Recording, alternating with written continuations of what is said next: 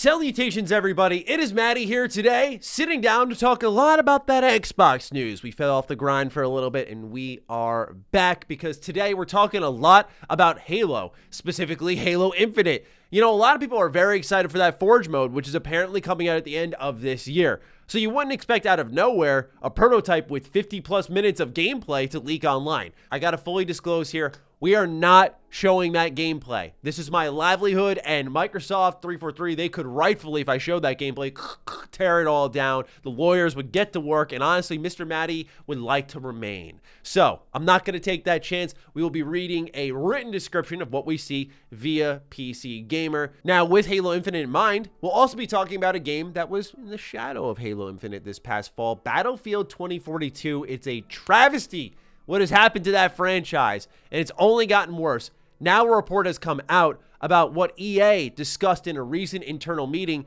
had gone wrong with Battlefield, and too long didn't read. They're blaming Halo Infinite, so that's going to be fun to read.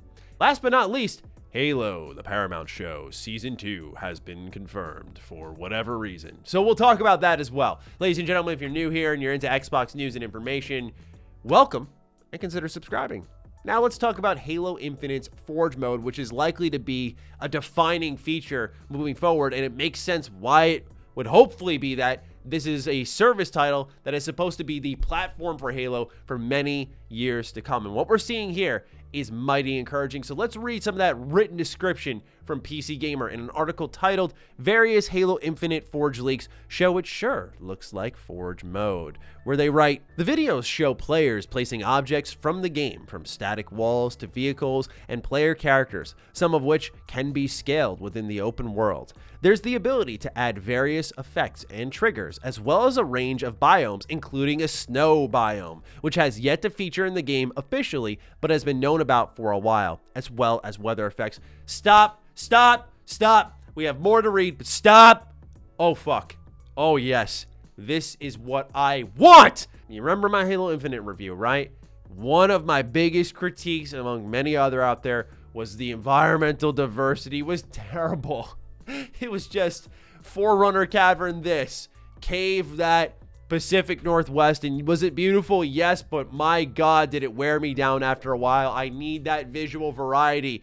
For those who don't know, Halo Combat Evolved, right here, your boy, proud, loud, says, favorite Halo game. Favorite Halo level of all time, you may be asking? Assault on the Control Room. A beautiful combination of corridor shooting in those tunnels where all the grunts and elites are asleep, to big, wide open, snowy fields where war is ongoing. And I can always go back to that level time in, time out. I wanted to have that Assault on the Control Room moment in Halo Infinite so bad.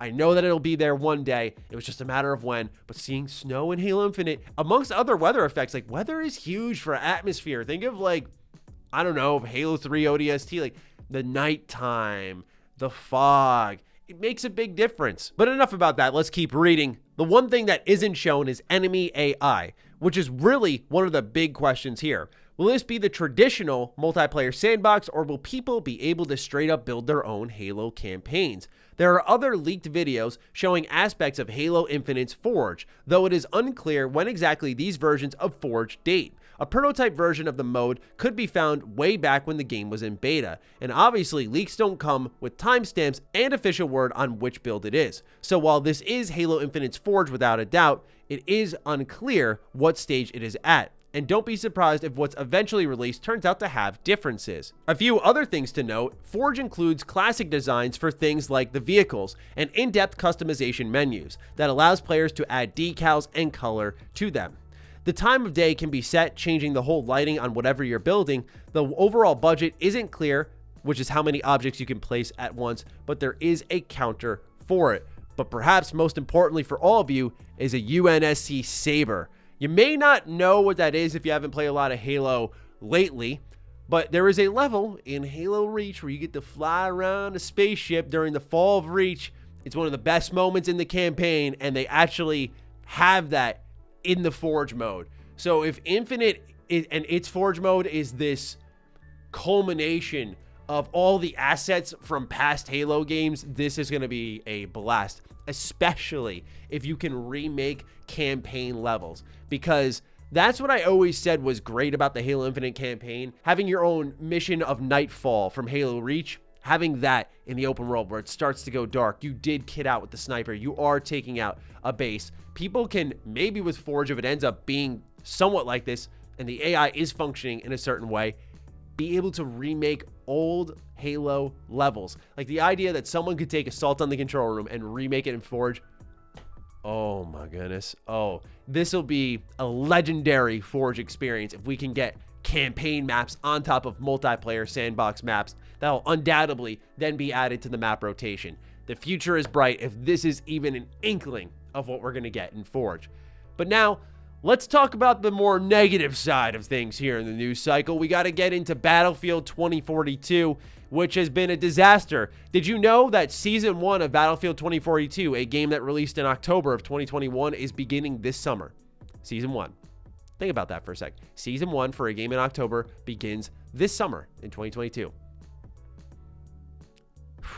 It's that bad. This report comes from Tom Henderson, a well-known industry insider who typically talks on Call of Duty rumors. He's the one who's claiming that Bully 2 is in development at this moment in time, among many other things, and he has a pretty good track record.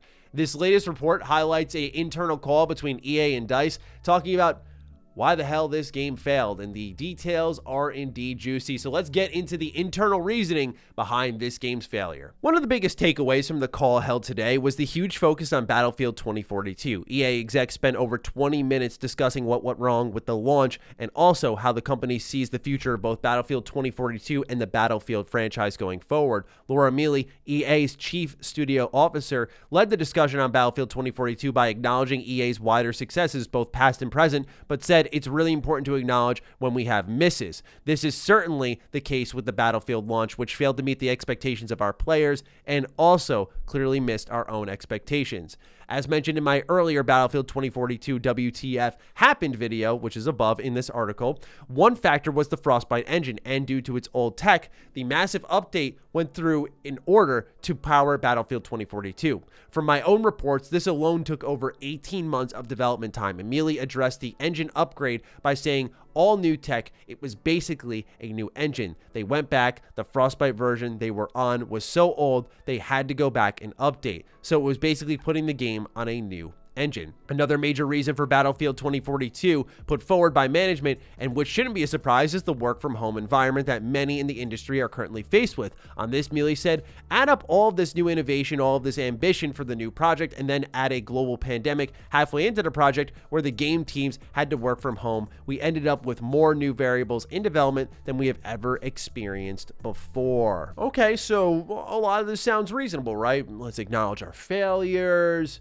The pandemic played a factor. We didn't deliver. We got to acknowledge this miss here. Not too bad, right? Okay. Well, let's talk about Halo Infinite now, where the article writes, following the game's launch, DICE rolled out a day 1 and day 0 patch to get the bug count down further, because before that, it says it was then revealed that Battlefield 2042's bug count ratio got to historic levels for a DICE game, and the mock reviews prior to launch were in the high 70s to low 80s, which isn't spectacular, but really isn't bad, and was certainly generous internally. They say on this, Mealy continued and said that Battlefield 2042's launch and patches meant the game was stable and the early critical reception was good. However, according to EA, things took a turn, and that was, clear as throat, the surprise release of Halo Infinite multiplayer. I wish I was joking. Me too. According to Mealy, the comparison between both games was not favorable because Halo Infinite was a very polished title, whereas Battlefield 2042 contained bugs and wasn't as polished. You know what's kind of funny about this to me? It speaks to how buggy Battlefield 2042 is, because I liked Halo Infinite a lot. I always say top 3 game of last year for me. But that multiplayer experience, we're going to pretend that was bug-free? Come on. You know, Halo Infinite's issues really have started to show over time for a lot of players. We've been talking about them here since day 1, but there were a lot of problems with Halo Infinite, okay? Monetization, bugs, progression. This game had a plethora of problems.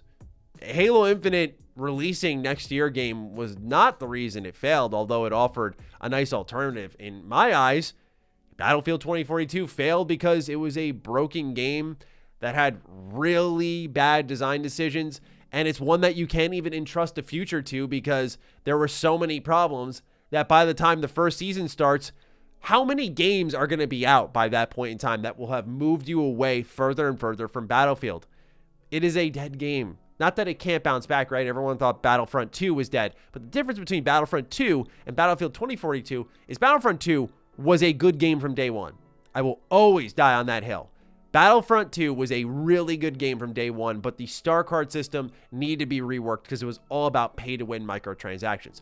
Once that was removed, the game was golden. That is a legitimately really good Star Wars game in my eyes.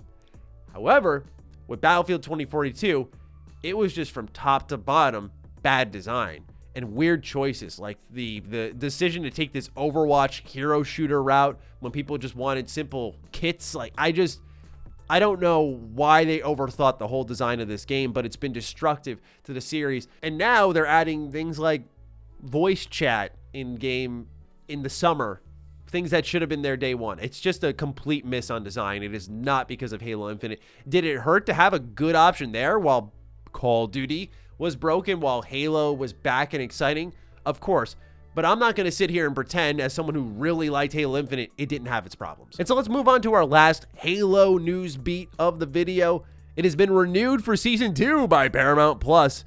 The only real takeaway here is that they're saying that this is a statement of confidence in the platform and the property that they are supporting here. So know that there is much more Halo on the way. There was, as of this moment of time recording this video, there is a legal battle between Marty O'Donnell, former Halo composer, as well as Mike Salvatore, and Microsoft. And they're battling out something involving the Halo music that will potentially impact the release date of Halo's TV show on Paramount. So now they're already announcing a Season 2, so I think they're planning a little bit of a settlement with O'Donnell and Salvatore, which is going to be interesting. But just know that there is the possibility that these dates get moved back. But interesting that they're already renewing it. It's something that I think a lot of fans will be displeased with. I thought it looked kind of solid, I'm going to be honest. But I am not a TV critic by any means. Anyway, that's all the Halo news, Xbox news I got for you in today's video. So let me know what you're thinking in the comments down below. Please do fire away. Other than that, follow me on Twitter, follow me on Instagram. Those links are in the description down below. And a big thank you to all the patrons, all the members who continue to support the hell out of the content here. Stay sexy, stay active. I love you all. Peace.